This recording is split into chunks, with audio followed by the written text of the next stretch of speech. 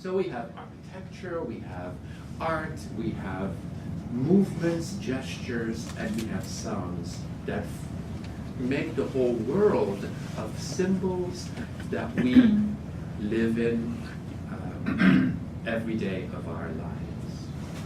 When you think about architecture, we are very much used to the churches that we go to. And that sort of often makes the norm for all of us what a church is.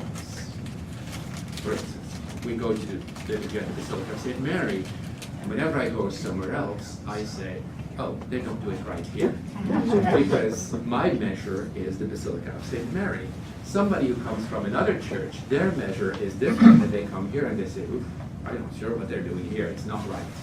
You know, similarly with architecture, we have our own image of church, which has been impressed on us. A study was done once asking children, and even today, I mean, in the faith formation, children are asked to draw a church.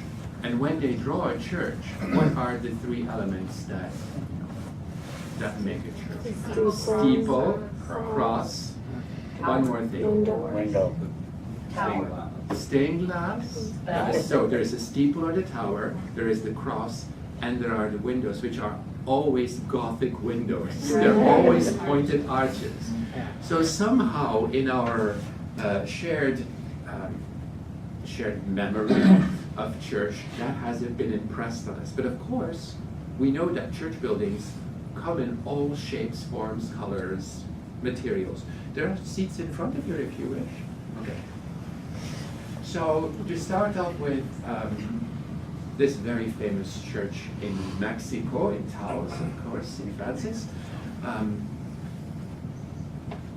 The wonderful characteristic of this church is that it almost comes out of the ground.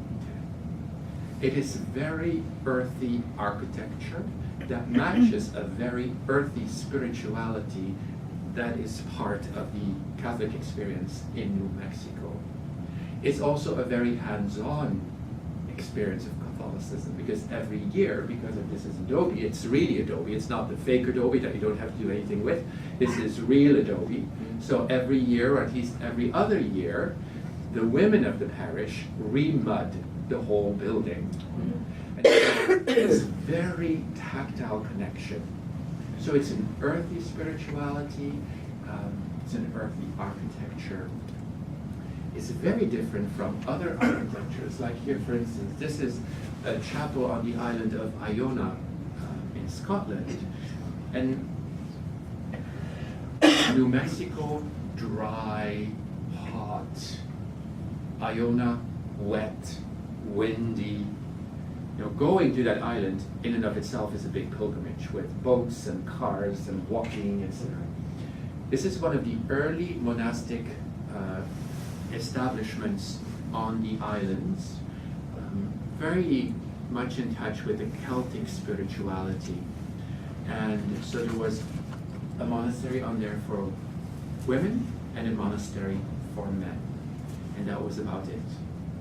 And so windswept, the church is built again by taking out of the ground or out of the little river the stones with which to build the church. It's very sturdy, there's hardly any windows. So it's the spirituality in there. When you go in there, it impresses on you the spirituality, which is rather intimate, it's rather cozy is probably not a good word, but that's the sort of experience that you have while you go